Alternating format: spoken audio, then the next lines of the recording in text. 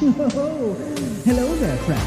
What are we actually seeing starts to get complicated? It was easy. It will start to separate. Are definitely not behind that restricted access door. They're not. Forget about it. None of them will be able to be revived. So please, be reasonable, returning to the orientation we usually the private traditional. A stabby, but I don't think. And those rectangular outcroppings weren't. Here is my Catwoman glove and glove. I should have a floating, impossible anti-gravity blah blah blah. Now, if we were to take it, snapshots, eventually, how do you transmit a discrete shell? Well, Ari, we've been tracking this thing for weeks and we still don't know what it is. The basilisk has its eyes on you now. What are you going to do? And at some point, the acceleration is going to get so high that you're going to pass 9.8 meters. Look, I know that neither of those examples were fun. A screaming fish on this side would never be fun, leaving me weightless no matter where I am. What the? We generate our heat endogenously or within our own bodies. I give killer high fives. Is it? Is it? This story is only one of a dozen. Okay, good, because it's rock, paper, scissors. Where are you right now? Bam. The fingerling. That fingerling. Isn't that wild? Fingerling. What are you talking about? Oh, I'm sorry, what were we talking about?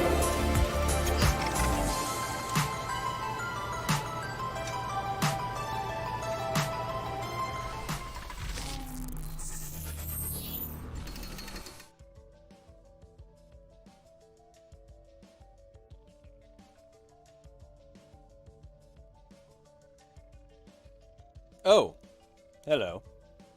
Welcome to Office Hours, the live I'm very happy to inform you that you joined me for an experiment already in progress. This is Office Hours, a live component of the facility where good old Professor Kyle here, Science Boy, opens up his blast doors to allow you, members of the general public, my wonderful facility staff, my security team, my professors emeriti,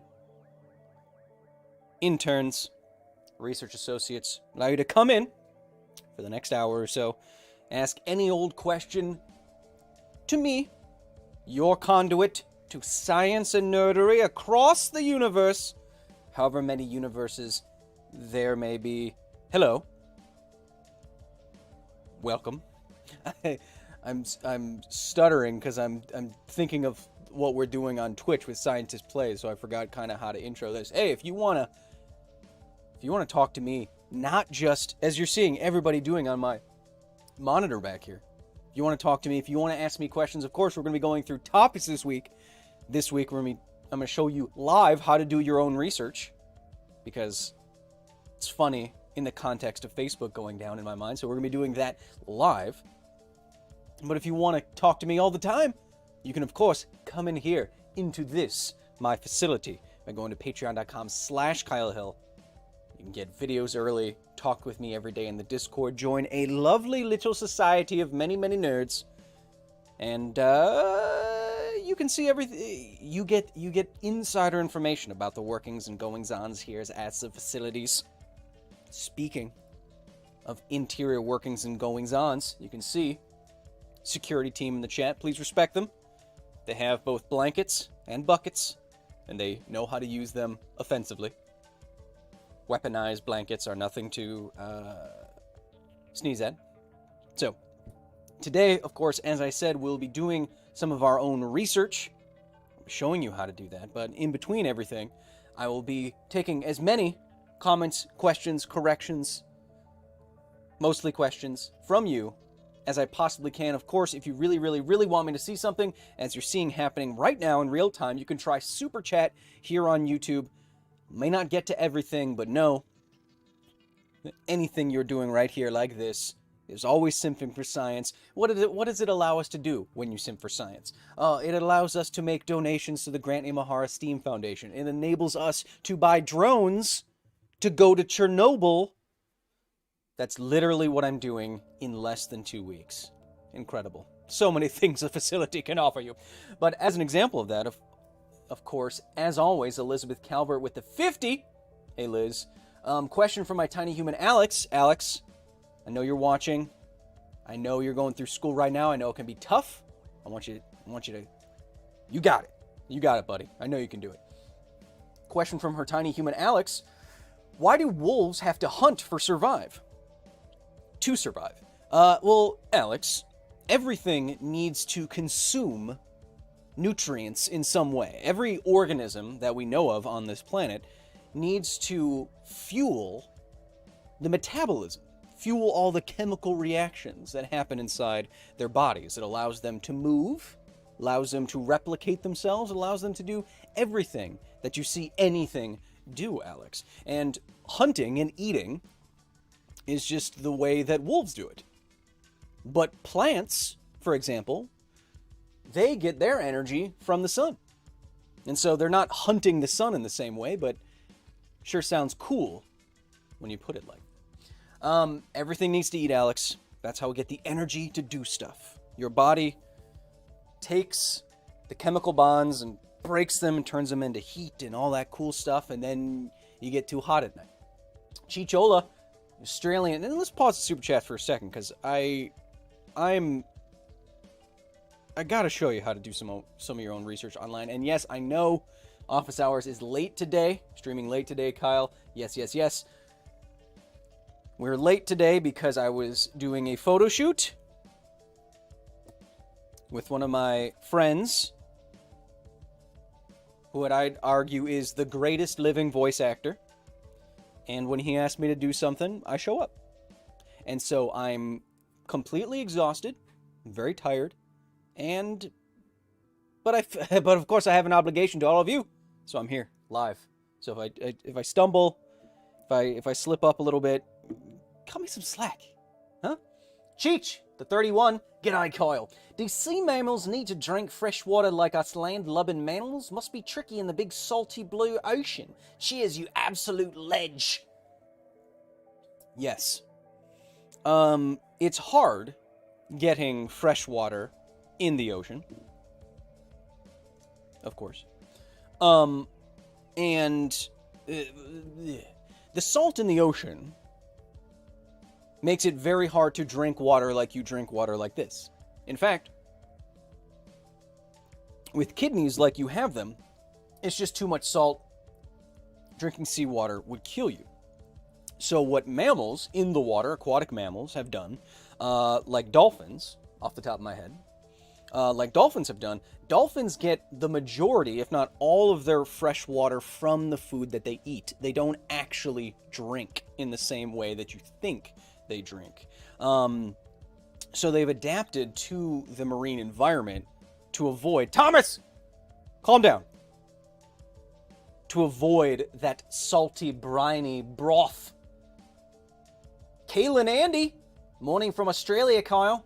See, I'm streaming just for the Aussies right now. My sister Imogen just got her first... That's British. G'day. Just got her first vaccine. Can we get some words of affirmation? That's British again. Can we get some words of affirmation for Imogen? Imogen, I'm not going to lie to you.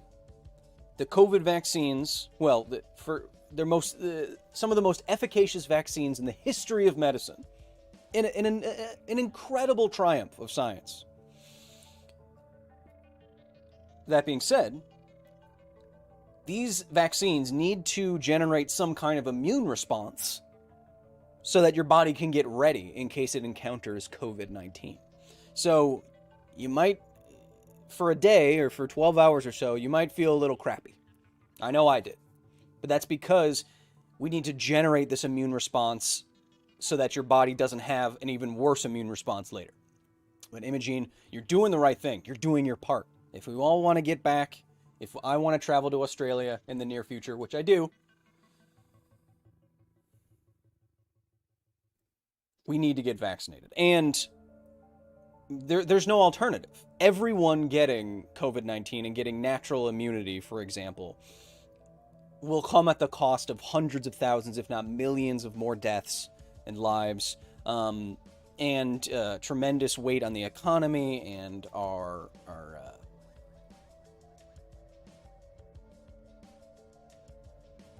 healthcare workers and everything. There's no alternative.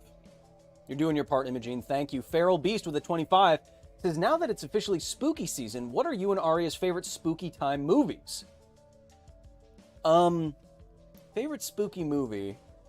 The Thing. It's pretty good. It's not pretty good. It's a masterpiece. The Thing. I'll go with The Thing. And let's pause. We gotta start going through. Facebook went down. I gotta show you how to do this, okay? Nylock7 with the 50 says, hey Kyle, in contrast to lightsabers, the beam sabers and other beam weapons of Gundam use degenerate matter instead of just heat to destroy the things that they hit. Would this solve the issue compared to plasma thorns? The problem, and I forget what anime does this, something. Anyway, the problem with beam weapons is that how is the beam stopping?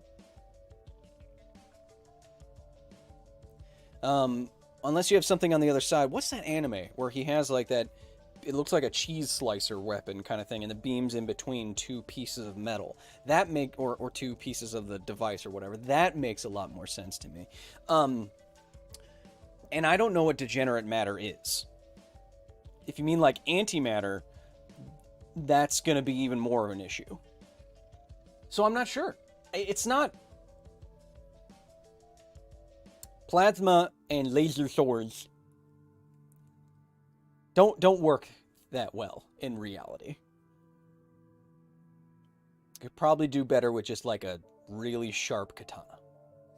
And before we get to it, Thomas Hedrick! See you in here. See you on Twitter. With the 100, said October 10th is World Mental Health Day. Ooh, good to know. I may have something for that. Please, please, please, everyone, be well. If you're struggling, just as in science, there are resources and solutions to every problem. Take care of yourself. Indeed. Mental health is just health. And I want you all to be healthy, as does Thomas. Let's get into it.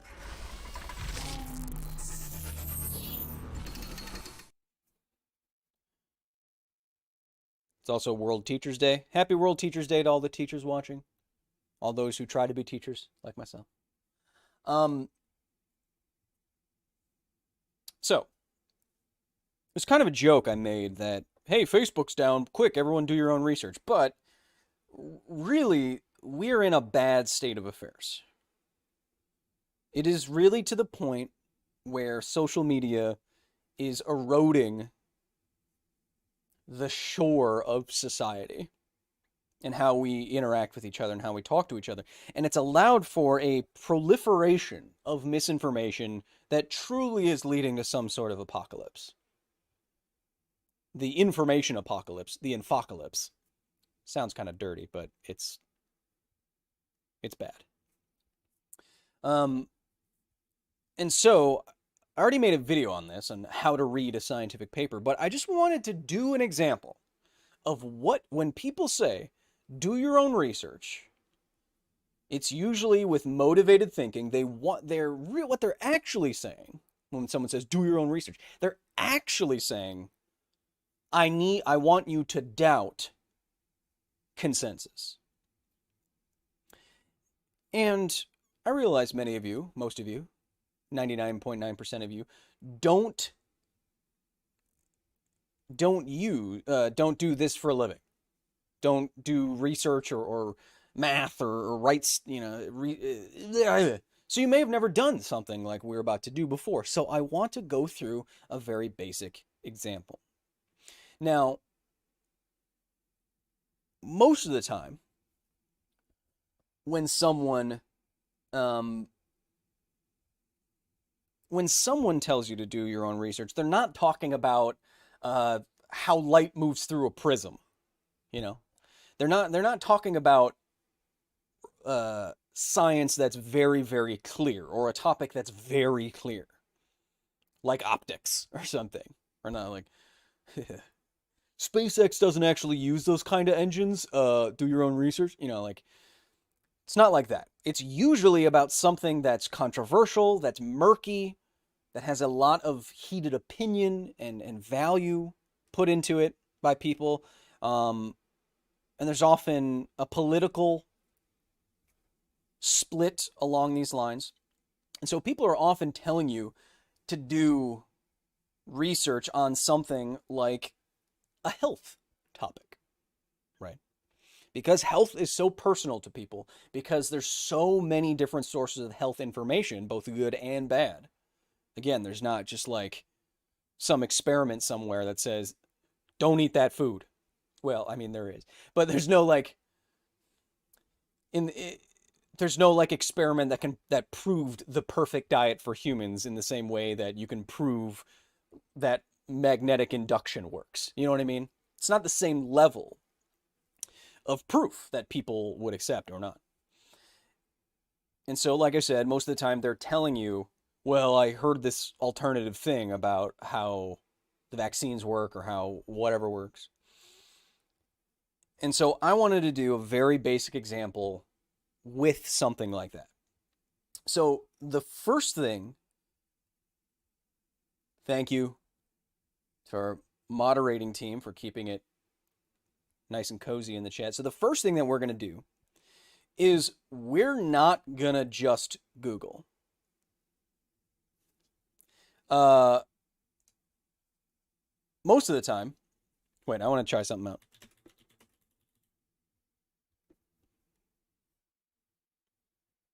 Hmm. Hmm.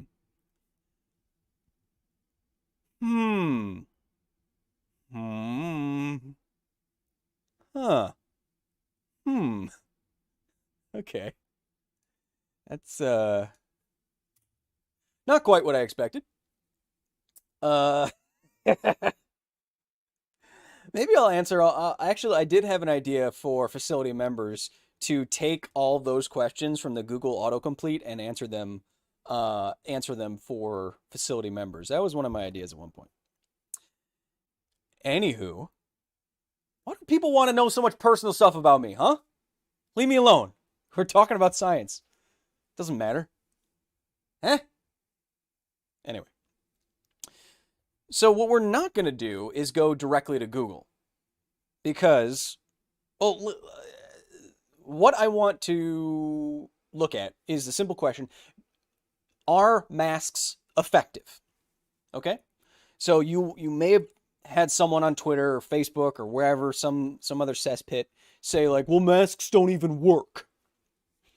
Now, I will say they definitely do.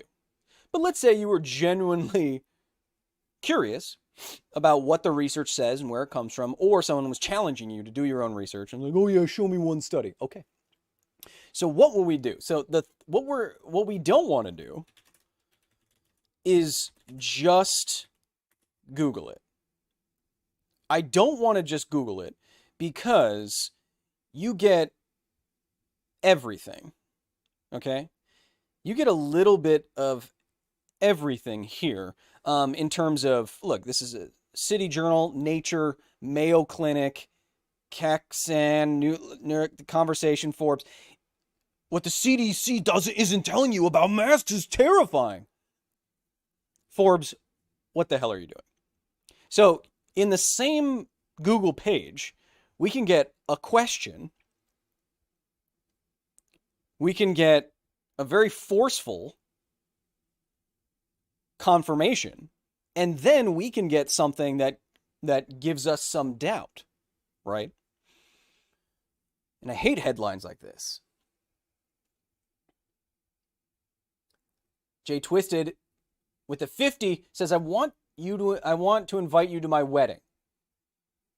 Jay, I'll think about it.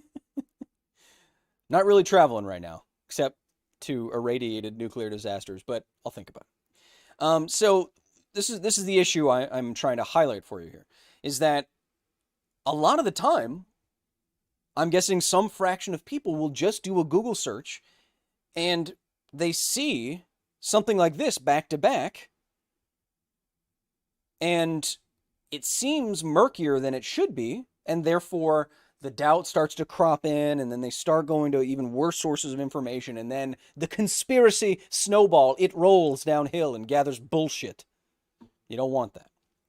So what we're going to do instead is we're going to go to a place called Google Scholar instead of Google. Now, you can use a lot of different search engines and places. I'm going to Google Scholar because anyone, it's Google adjacent. Anyone can go to it. Easy to remember, just Google Scholar. Okay.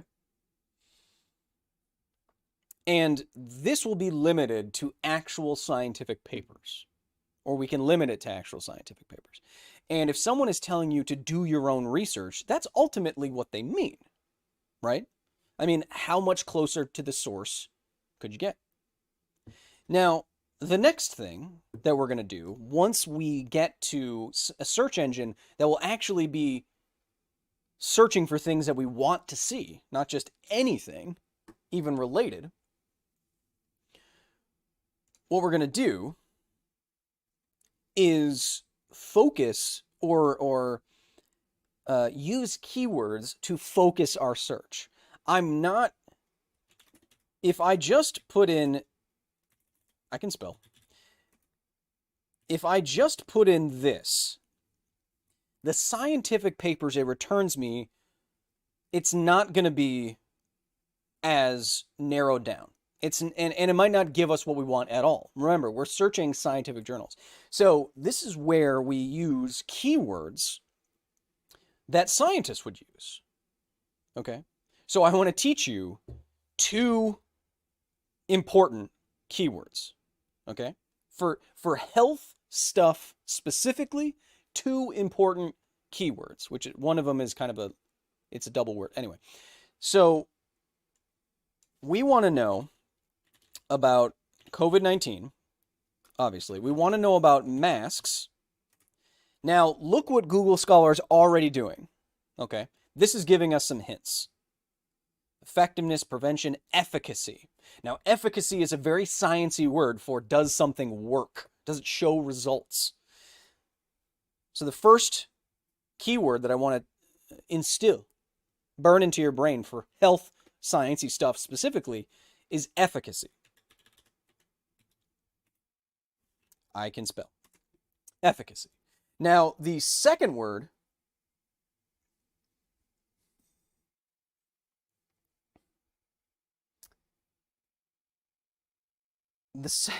people are getting kind of weird in there, huh? Thank you to my security team for helping people stay not weird. The second keyword I want you to learn, which is 2 words, is systematic review. Now, see how I was auto-completing? Google knows. Okay, so efficacy, it's going to look at studies or try to find studies that are looking at the results of some intervention specifically, and then systematic review is a study of studies. So it might be hard to interpret what the data is really saying if you're just looking at one study. Systematic reviews look at all the studies all at once to see what they all tend to say. And this is a really, it's the best way to get a snapshot of what the research is saying. And people are saying double-blind studies, systematic, randomized controlled trials, that's the word, RTCs, RCTs. Yes, RCTs. That's all going to be captured by systematic review, because the systematic review is going to look for the best studies to get the best consensus. Enter. Let's see, you're not totally seeing. There we go. There we go. Okay. So, with Google Scholar specifically, again, there's a range of selections that we could make. NIH, Science Direct, children'shealthdefense.org, Cambridge, NIH, BMJ. The next step we want to do, Mike, thank you for the 5. The next thing that we want to do is select a proper source. Again, The keywords will be highlighted: systematic review, mask, COVID-19, efficacy, masks. We want all of that. But our source, the National Institutes of Health, I'm going to go with instead of Science Direct, which is usually just accepting abstracts from papers and publishing them. I have no idea what children'shealthdefense.org is. Cambridge, I know, is a great university, but I'm going to go with a large institution with thousands of scientists and decades of experience doing science in the health space. So let's try the first one. Or not. There we go. Okay. So now we are inside of a scientific paper. And like I said, you can watch my video about how to read a scientific paper. But some of the things we're looking for are pretty easy. All right. We have, well, on this website, it doesn't show all the metrics and citations, but you can see that this paper is being cited by other papers. It has some activity to it. And so it's being linked to, it's being featured, it's being seen, it's being read. It's often important for a study. So what is the study doing? So evidence is needed on the effectiveness of wearing face masks to prevent COVID-19 transmission. Okay.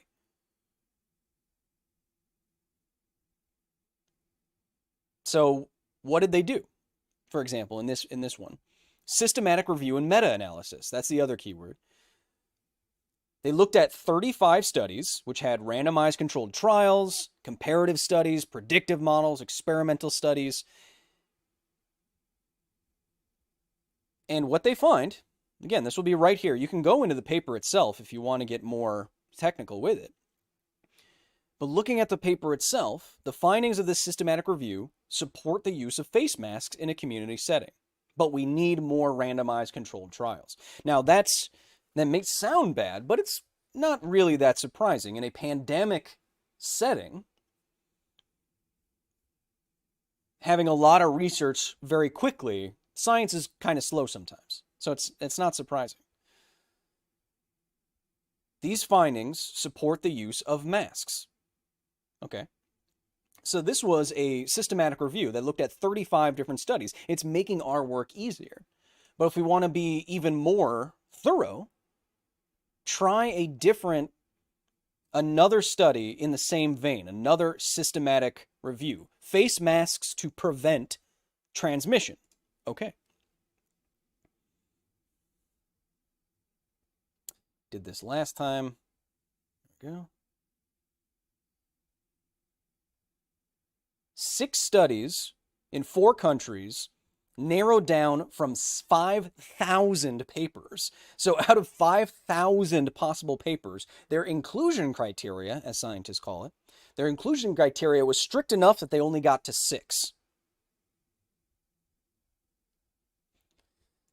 The results of this systematic review support the conclusion that wearing a mask could reduce the risk of COVID-19 infection. So now we have 2 studies of studies that are both saying the same thing. BMJ, British Medical Journal. Accept the cookies. Metrics. Picked up by news articles, tweeted. I don't care if it's on Facebook. I don't care if it's on... I don't care. I want to see citations in other papers, but the BMJ is saying, wait, is this a paper? See, no, like I don't have, this is an article in the BMJ. Ooh, real time. We almost got tricked. I'm not looking for someone's write-up of an article right now. I want to stick, I don't want to fall down the rabbit hole here. I want to stick to these systematic studies. Not to say that one was bad, but I want to make sure, again, that I am looking at papers specifically. Literature search, This was for protective efficacy comparing masks and respirators.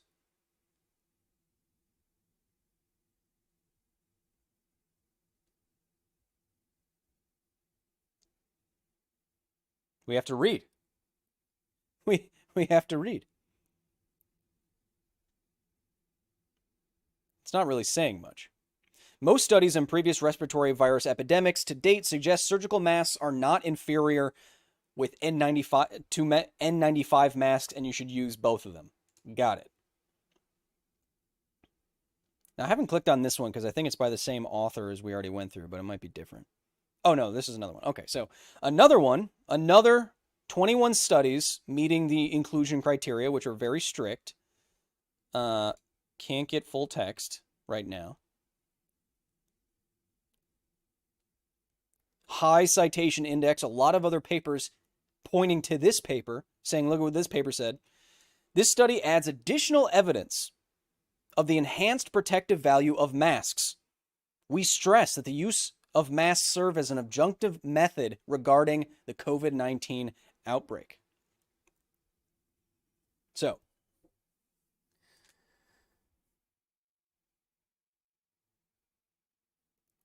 what we've done here is gone to, let's recap. We've gone to Google Scholar, which searches scientific papers. We've used keywords to get at exactly the kind of research that we want to do. COVID-19, masks, remember our 2 keywords today, chat. Efficacy, which is looking at how efficacious something is, obviously. Whether something works or not. And systematic review, which is a sciencey way of saying a study of studies. What is the body of evidence right now saying? We put that into Google Scholar. We look at the sources of information, places that are actually publishing the scientific papers like NIH, like BMJ. We look at the scientific paper. We see if it was looking at a lot of papers. We see if there's conflicts of interest. We see if it's been cited a bunch of times because the paper says something important or interesting. And then we read the conclusions and the findings of the study of studies, and we take in that information and we use that information to update our beliefs. This is how in a perfect world belief should work. You have a belief.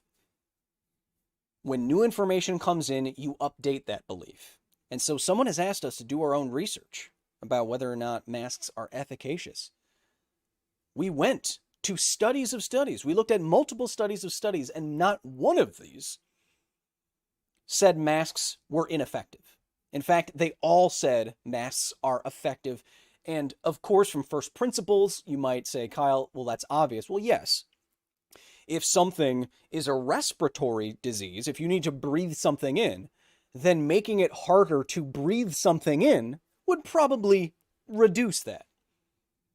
But it could be the case that, if the virus was much more infectious, for example, maybe the viral load, so to speak, maybe it only took a few instances of the virus, just a couple of viruses in your system to make you sick. Well, then if a cloth mask blocks most of what's coming into your body, but not all, then it might not be efficacious, right? That's a possibility. But for this specifically, when we did our own research, the consensus seems to be, looking at multiple studies of studies of studies of studies, that masks are efficacious. And now we have done our own research. Babylon Knight says, question, if you can use Google Scholars for scientific papers, can you technically find them for any history? I asked to annoy my history teachers. Like what?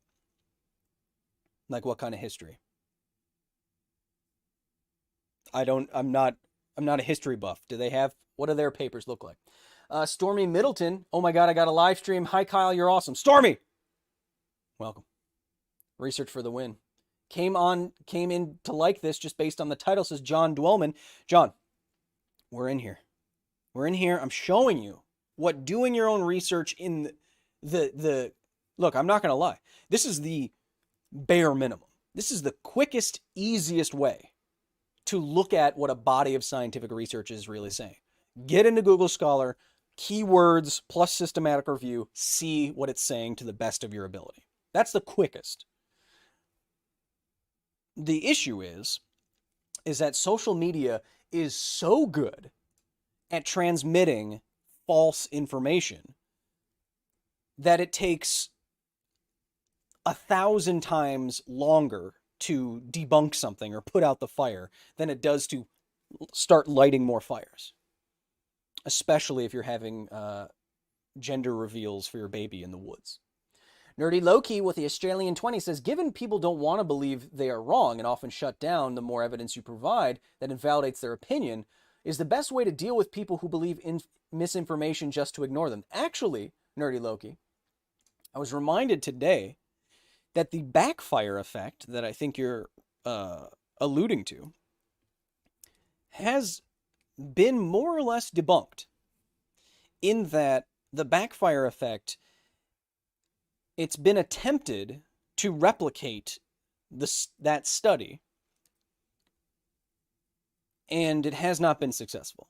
And in fact, many other studies have found the opposite. So if you're not familiar, the backfire effect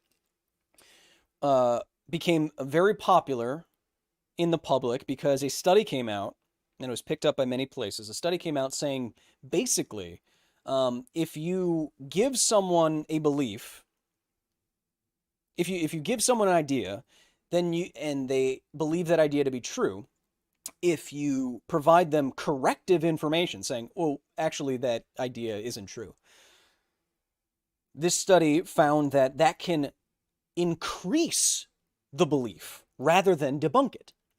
And they called this the backfire effect. Since then, around 2010, I forget. Since then, other scientific studies have not been able to replicate those findings. Okay? So, to answer your question, Nerdy, do we just ignore misinformation or people who are spouting misinformation?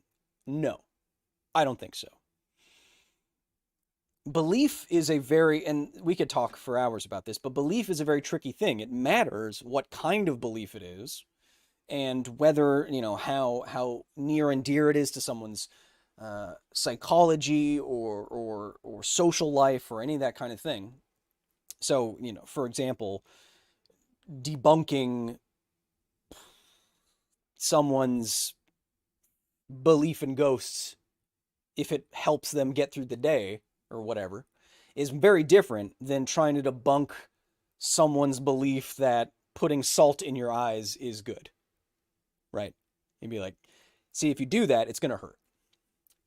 Oh, thanks. I'm not going to do that. See how it hurts? Oh, yeah. I don't know why I thought of that, but it seems pretty obvious. So belief is tricky. Rebunk ghosts. Bring them back. But what I'm getting at is that we need to put out corrective information. It seems like some forms of countering misinformation do in fact work. By having fact checkers out there, this seems to do something. Liquid Flames, what do I say when someone points out that, like you said, science is slow sometimes? Doctors used to smoke, for example. How do we know more research won't change what we already know about masks and vaccines? Good question. A lot of misinformation types will often say, well, science is always changing. How do we know that it won't just change tomorrow? We look at this is where systematic reviews, as we've been saying, systematic reviews, or what's called meta-analysis. I'm just going to show it on screen here. See, Google Scholar knows. Meta-analysis, this is how we look at the body of knowledge. And the larger the body of knowledge that is all pointing in one direction, and you can get a sense of that by looking at systematic reviews and meta-analyses, studies of studies of studies of studies. The larger that is, there's nothing to say that science some scientific fact or theory will never change. That's what makes science powerful. Updating beliefs based on new information. But if that is true, if that's how science works, you also must accept that the more evidence you get that points in one direction, it makes the chances that all that evidence is going to be suddenly pointing in the opposite direction, it makes those chances less and less and less and less and less. So if someone, to answer your question, if someone came to you and says, well, how do we know all of these studies about masks aren't just going to be wrong tomorrow? Well, you can say something like, well, I've looked at the studies, looking at all the studies, and out of thousands of studies that looked at tens of thousands of people, they all said the same thing, which means it's very, very unlikely that a similar mountain of evidence is going to show up tomorrow. It's very unlikely. So while you might be right, new evidence might come in. It might be a single paper calling into question. But the chances that all of that scientific momentum will suddenly change direction, the chances are very small. When a field is just starting out and there's only a few studies or a journal or two, that's different, right? We're just learning about some of these things. But with thousands of studies, months and years of work, tens of thousands, if not hundreds of thousands of people, as in the case with studies on COVID vaccines, it is simply the case that it's very unlikely that that would all change tomorrow. You might be right. No, so I'd craft it something like this. You're right. If new information comes in, the science would have to change and the conclusion would have to change. But right now, there's so much science pointing in the other direction that it suddenly all being wrong and not working is very, very unlikely. I wouldn't bet on it. Something like that. Kyle Howard with the 10. Ooh, I like your name and your hair. Hey, smarter twin. Oh, there we go. Here's money. I've also never heard of Google Scholar, so thanks. Yeah, it's I used it in my graduate program, in my undergraduate program, and if you don't know about it, very useful. You can also put other filters in it. So I could, for example, include patents. If you're looking up patents, I could include only things since 2020, since I only want to look at things that are COVID-19 specific. Mandatory sin with the 200 New Zealand dollars. A lie can be across the world before the chance has... Oh, okay, wait, this is a good one. A lie can be across the world before the truth has had a chance to put its pants on. Loving the show all the way from New Zealand. Get in here. We've been talking for a long time, but this is an important one. Ooh, I got to get Miles here. Liz with a 20 says, a repeat for Matt Highs. Are you simping for someone else now, Liz? How do we know if an animal is truly extant? Do we check? Oh, extant is how you spell that, Liz. Do we check the whole planet? Just a second. I'll come back to you. Some people are going to drop off the face of the earth here. Miles Jeffries with the 5 says, hey, Kyle, show the love. Huh? I'm a student. You are my inspiration for high school math and science. Thank you for the content. Miles! Whew. It's the best praise I can get. I'm so honored and so proud to be a part of your educational journey. Miles, or more technically, kilometers Jeffries, thank you so much. Thank you for simping. Give me an axe.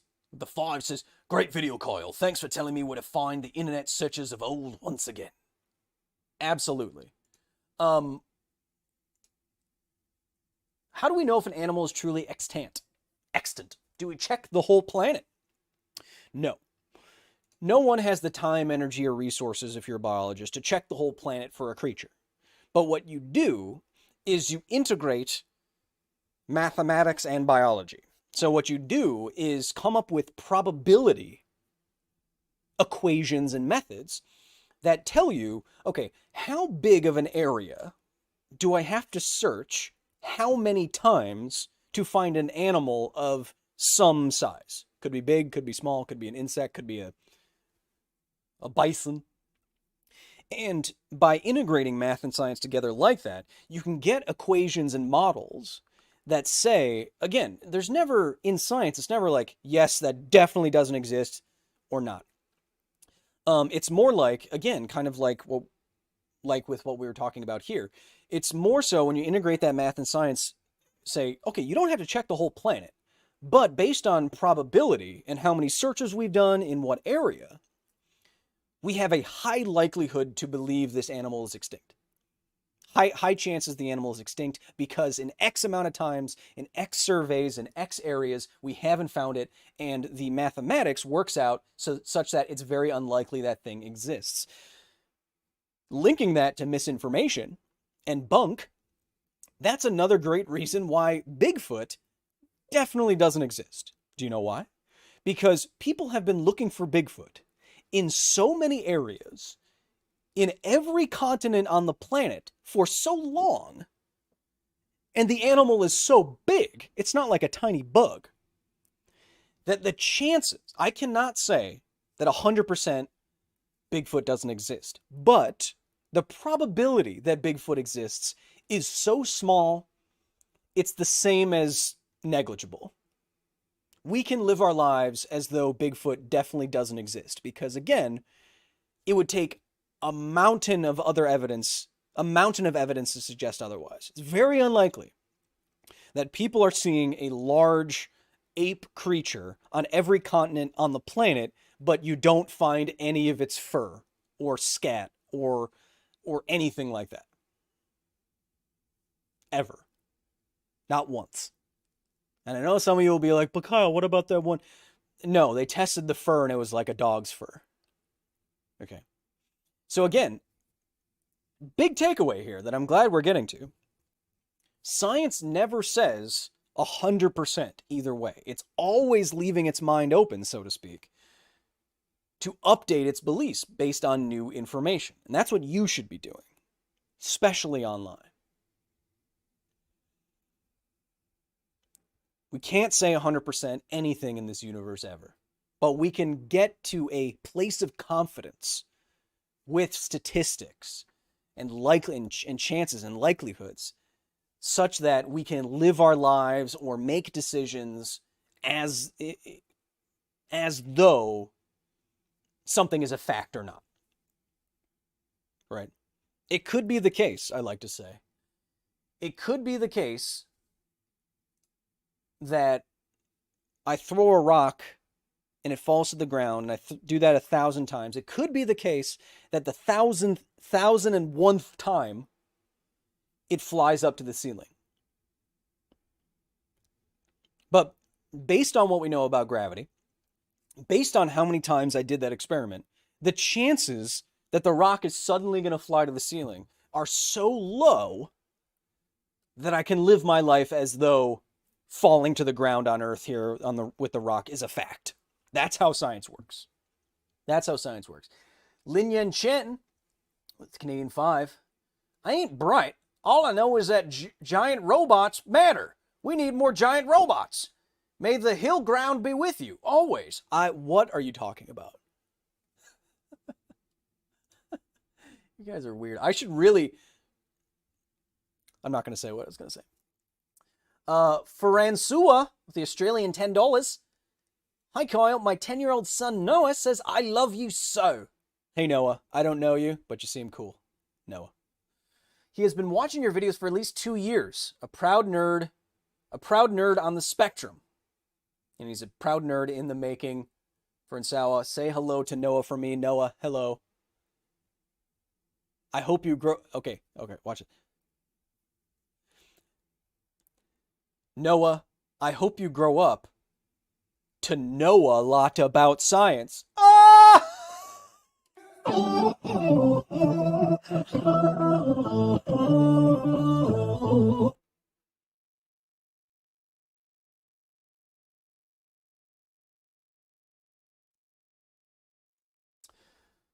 I may or may not have stolen T-Pain's vocal cords and synthesized them into a machine. Technophile with the 5 says, "Hey, science, love the Kyle." Cameron says, "What is happening?" Crickets? No. Unsubscribe? No. Get back in here. If I see... I have all of your biometric data. If you unsubscribe... This is how you do science. This is how you look up stuff.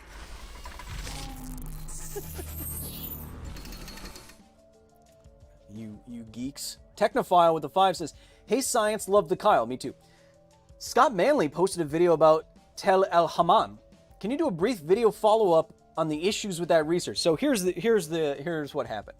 On episode 69, nice, of this show, we also did a symmetry. We also did a video about the possible or suggested atmospheric explosion that destroyed what could have been, they say, the city of Sodom from the Bible. After I did that episode, I realized I didn't do my diligence, and I went in way too accepting of a single paper, and I didn't do my background research well enough. And because I was afraid of making mistakes and promoting misinformation, I nuked the episode. Right? If I spend all this time telling you how bad misinformation is, I would rather lose all of those views, all that watch time on the channel. I'd rather nuke all of that from orbit than have misinformation be spread. So that's what I did. Den with the 5 says, "When someone tells me to do my research, I tell them I don't have the resources and ask how much it would cost to rent their research lab." Question from the VOD lads, Brian Murray. Got my wisdom teeth removed recently. Whew. What's your favorite tooth/eating mechanism, human or animal? The velvet worm shoots goo out of little goo tubes that kind of are placed near its head, like Blastoise, except it's goo. And it goos all over bugs, and then it eats them. Look up velvet worm. I don't know if that's my favorite, but it's the first one I thought of. Lady Dane Winters with the 10, and no message attached, because she's classy. Alicia, you gotta tell me which one it is. Alicia, with a 10, says, "Happy to be simping for science and properly done research. Fictitious facts can be as dangerous as antiquated and invalidated studies." Yeah, truisms, truthiness is what Colbert was getting at with that, I believe. Joe Scott says, "Me and my son love watching you." Hey, appreciate that. Did my synthesized T-Pain vocal cords work? Because if they don't, then Kevin and I have to figure something else out.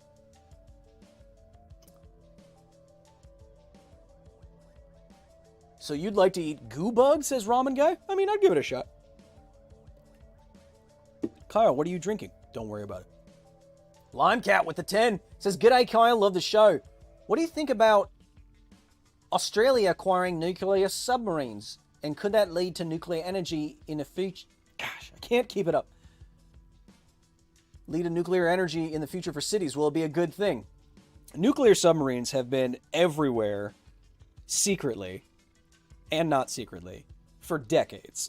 They don't pose a risk very often, if ever, if at all. And I know I've looked up all the nuclear submarine incidents. There's been less than 10, I think. And for operating for decades everywhere on the planet, I think that's pretty good. I have no problem with Australia acquiring nuclear submarines.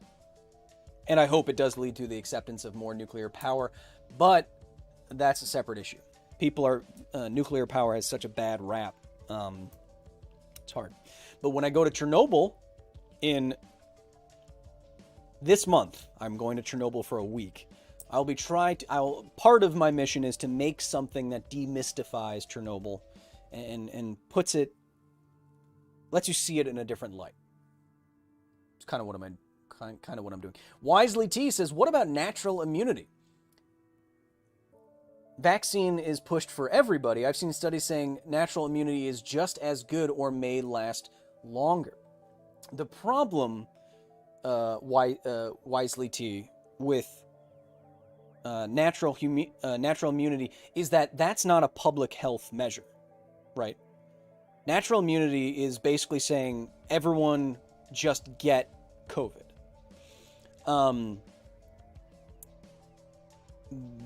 That's not a public health strategy. So what it is resigning ourselves as a society to burn through some percentage of the society. And well, as we've already seen, hospitals are overloaded, supply chains fail, health workers completely burning out, mental health atrocious.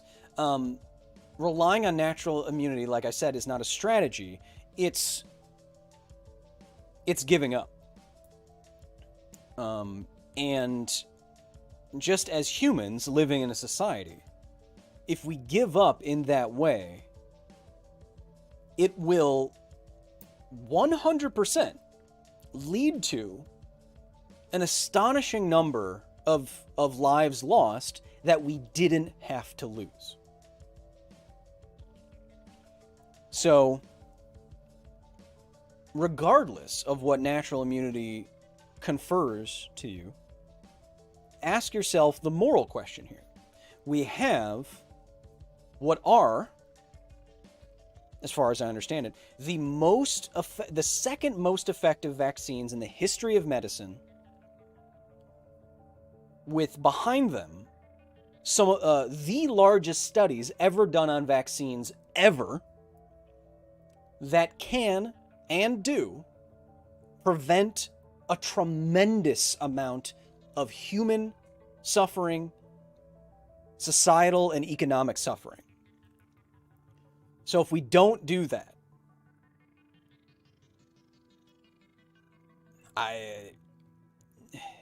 there's no good reason not to. There is no good reason not to. There's none. Ryan Heinrich says, I'm a doctor. Get your vaccine. It's safe. I just got my booster. Love this channel, by the way. Ryan, I can tell you must be a real doctor because your avatar, you're wearing a lab coat with a tie. I'm sold. I did my research. But yes, you see, what I really want to hammer home is that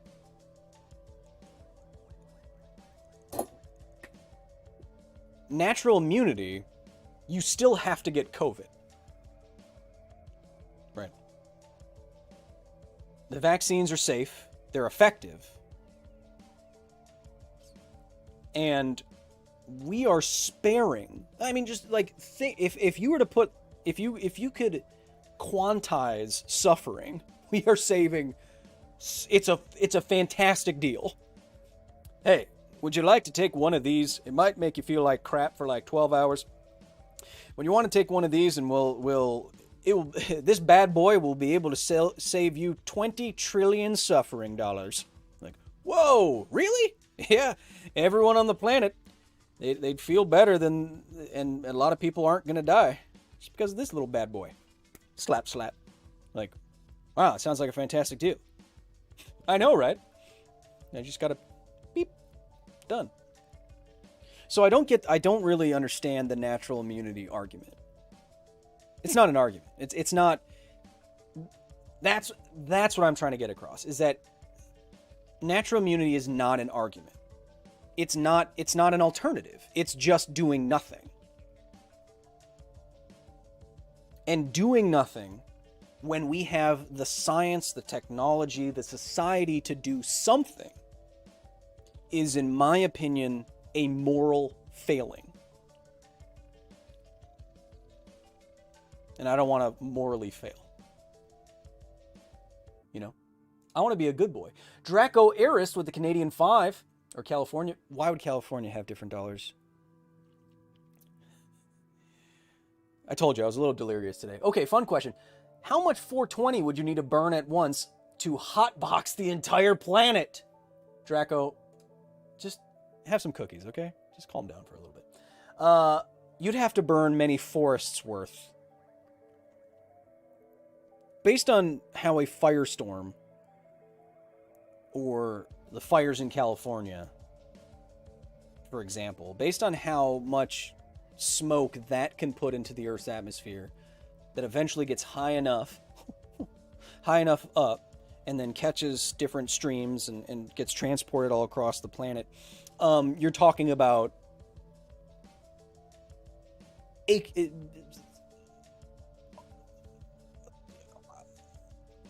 small country's worth of 420 up in smoke. Not the Cheech and Chong movie. Hey Kyle, my entire family are young Earth creationists, and absolutely none of the papers or evidence I provide against it's just hand-waved away. How? Well, like I said, belief is tricky. When part of your belief is tied to who your friends are, who you're married to, where your kids go to school, who you hang out with on the weekends, that's a lot of social capital that could be interfered with or destroyed by a change of beliefs. Right. And that doesn't just apply to religion. If you suddenly discovered, how about this? It's not just religion. Many football players, American football players, especially in college and younger, have a very hard time accepting the evidence about CTE and concussions, and have a very hard time walking away. It could be their entire livelihood. It could be how they support their kids. It could be they could be the fourth generation. It means a lot to their family. All their friends play football. It's what they've known. It's what they do. It's what their entire life is geared towards. And so getting information that makes you want to change your belief that football is good, that can be really hard, right? So I don't blame. I understand why it's hard to change a belief that could change your whole life. Of course it is. So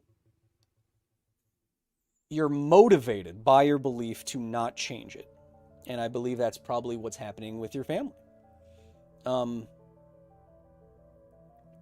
Look, to me, you can believe pretty much anything that you want as long as it doesn't actively interfere with and or harm other people and society.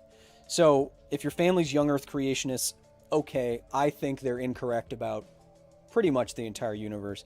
But unless they want to force it upon kids in schools and science classes, or it causes them to not do this health measure or that thing, there's not much I can say. But once that belief actively butts up against reality, that's when reality has to step in my opinion. We're just at about the end of the stream. It's been a heavy stream today.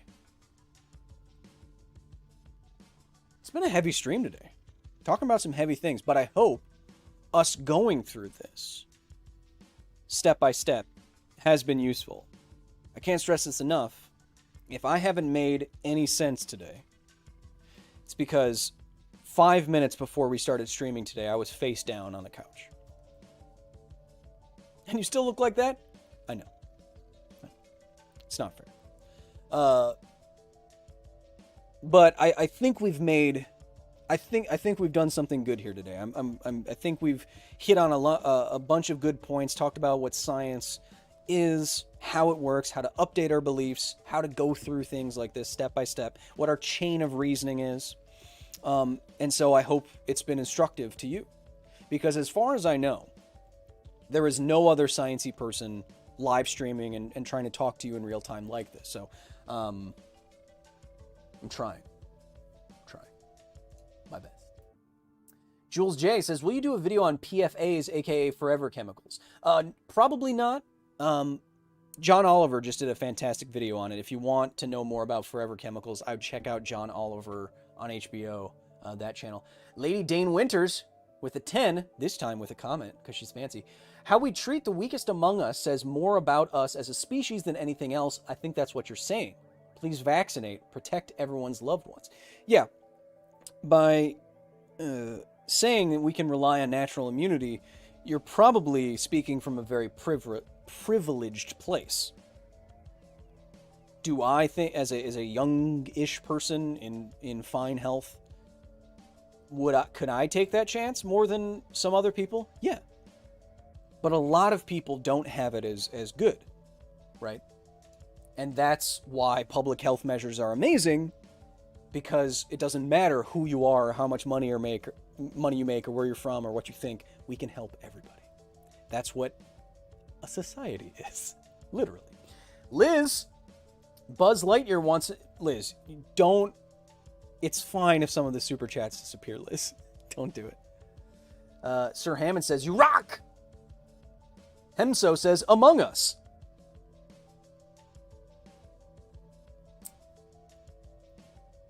No, we're not. No. Billy Gross says, "Kyle's awesome hair brought to you by Thoriel Paris." Bill, I have no idea what you're talking about. I have no idea what you're talking about. Buzz Lightyear wants to know how we will know what the COVID vaccine will do to our bodies in 10 years. So, to close out today's stream, let's pause with the super chats. This is another question. Long-term effects, right? Now, to me, it's long-term effects of vaccines. And to me, it's very weird because no one ever cared about long-term effects of vaccines until these ones. And it seems like a misinformation vaccine hesitancy talking point meme that has spread and is being used to spread distrust. That's what I think is happening. But let me put it this way. Actually, you know what? You know what? You know what? So, as far as I understand, there is no evidence of any vaccine ever having serious side effects past 6 months. Ever. Any vaccine. So, like we were saying before, with the preponderance of evidence, it seems very unlikely that this vaccine in particular would suddenly change everything that every other vaccine has always done.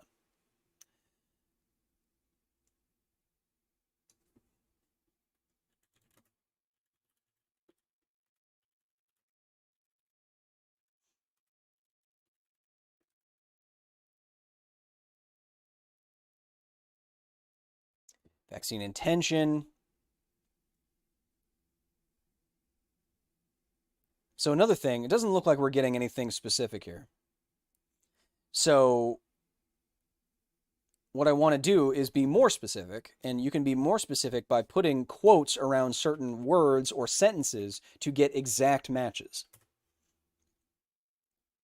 Efficacy and safety of vaccines. MDPI. I've seen this website before. Where is this? Open access. Published just a couple months ago. 13 citations. 8,000 views. It's good. Abstract will usually tell us everything that we need to know. And I don't want to open up supplementary. Well, it doesn't have full. Oh, view full text.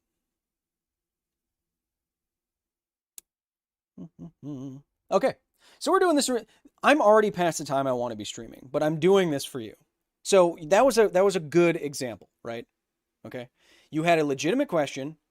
I hear this in the media all the time. What about long-term effects? Well, let's do our own research. What did we do? We went to Google Scholar. What does it do? It looks at studies. We use keywords that will include studies of studies, systematic reviews, and we try to use specific keywords like putting things in quotations to get exactly what we want. So, what do we get when we do that?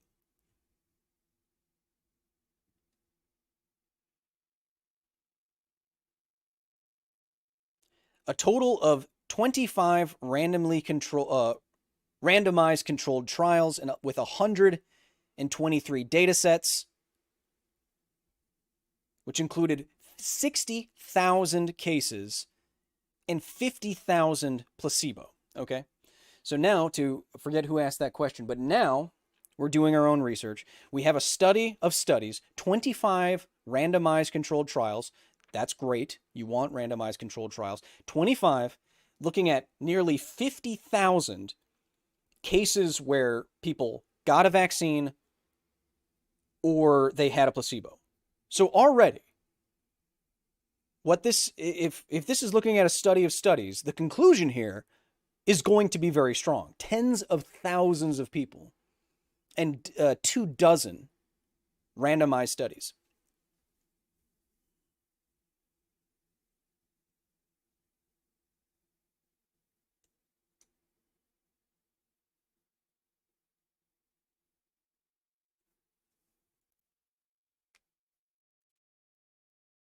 Remarkably few people experienced extreme adverse effects. Remarkably few, which is a way the authors of saying almost no one. And all stimulated robust immune responses.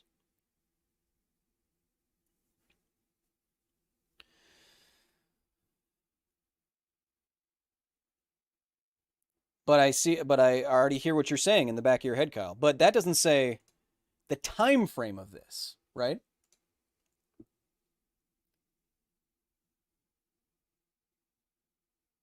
Right? What was the time frame? Let's see. The inclusion criteria, exclusion characteristics of studies, double blind. They surveyed over 32,000 possible publications, just selected 25. Okay, see, this is the power of systematic review. So you can get at the studies of studies that are good studies, and that should give you a really good snapshot of what the science is saying.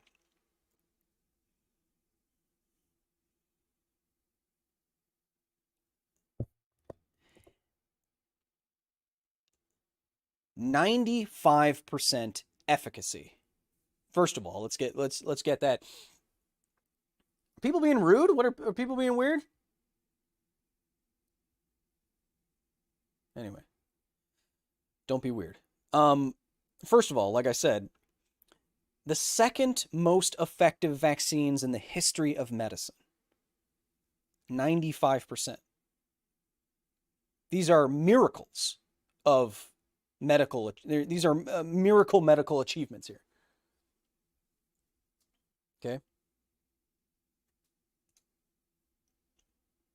Mods, if people are being weird, just nuke them. If you don't want to be here to try to learn with me, I haven't said anything yet. We're trying to. I want to look at the time horizon of this.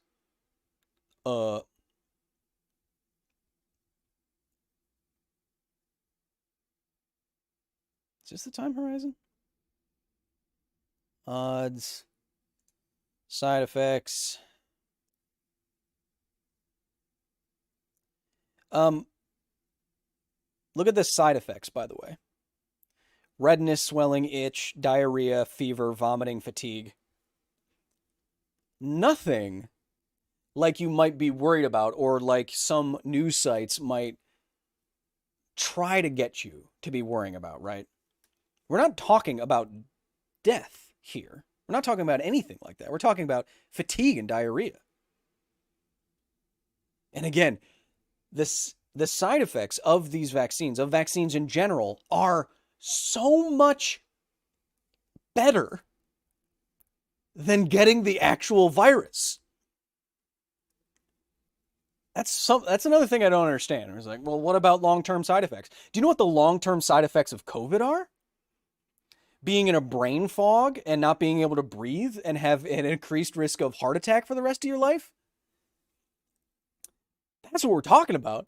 Even if there were terrible side effects, the argument is still to get vaccinated. But they're not. I want to look at the time. I can't see the time. So now we're going to try something. This is less likely. month.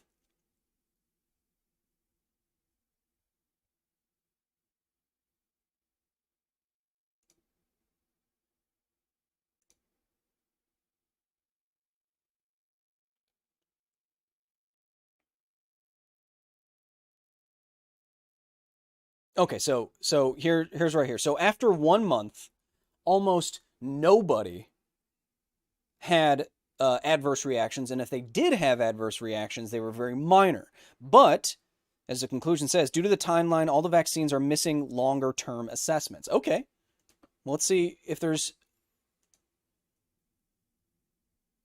Remember, this pandemic hasn't been going on for 5 years, so we can't do like a 5-year study. But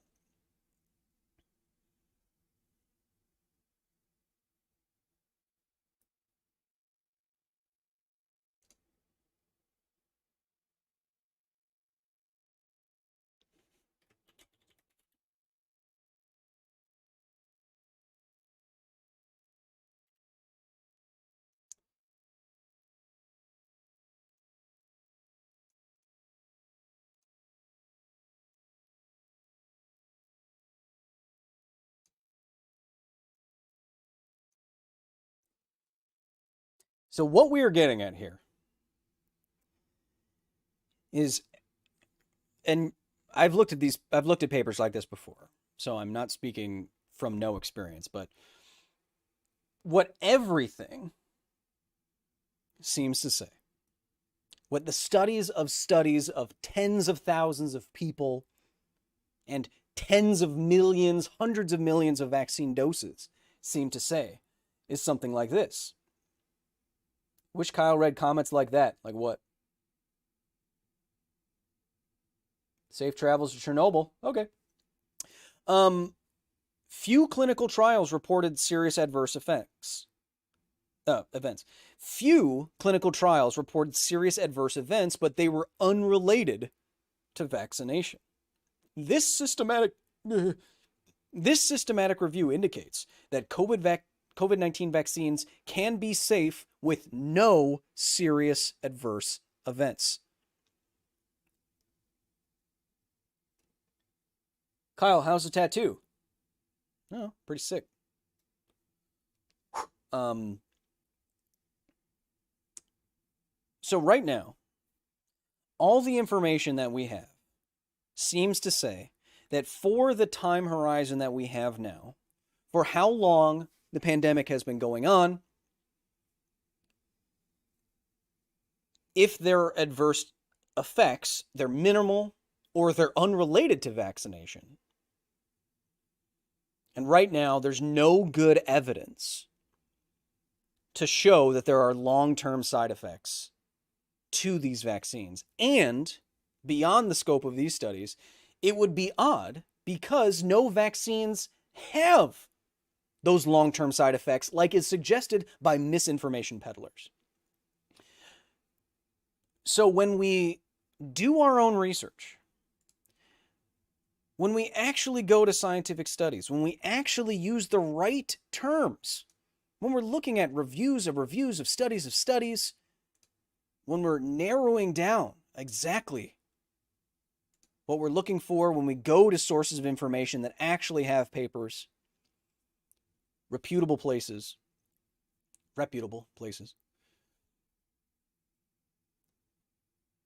it shows where the science is pointing. And specifically for this, science is pointing in the direction of wearing masks, getting vaccinated, and doing your part. We live in a society.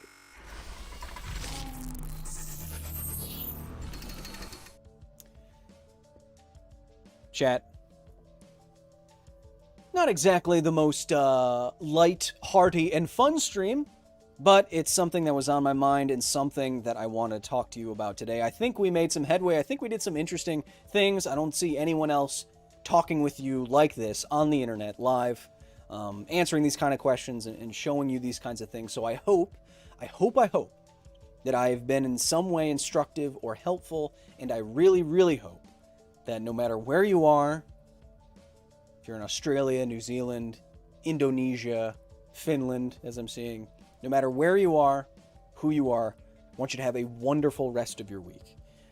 There will be some content coming up here at the facility very soon. A little bit of a channel update. Next week, we're launching something new. Later this month, I'm going to Chernobyl. Then I'm coming back to hopefully bring you some amazing footage that you have never seen before. Brian, hey Kyle, no question here. I just want to say I love your channel and what you do. Alicia with the 50. As a person with multiple incurable chronic illnesses, I was vaccinated at my earliest opportunity. Did it knock me down for over 2 weeks? Yes, but if I were to get COVID-19, I can guarantee you my likelihood of having permanent damage is far worse. Here's extra money from Kyle, amped with a 5. Everyone, I just want to help. I just want to have an impact. And I want you to go on and impact the world. Chernobyl later this month, bringing you back something special, hopefully. Another video later this week, and then we're launching something new next week. I'll see you later this week. Might be on Twitch, might be on a brand new game on Twitch for a Scientist Plays. We're going to get sciencey, maybe, with Half-Life 2. But until then, I want everyone, especially you, to be nice to each other. Where we can get to a place where we can actually have conversations with each other. Because at the end of the day, this is all we got. Take care.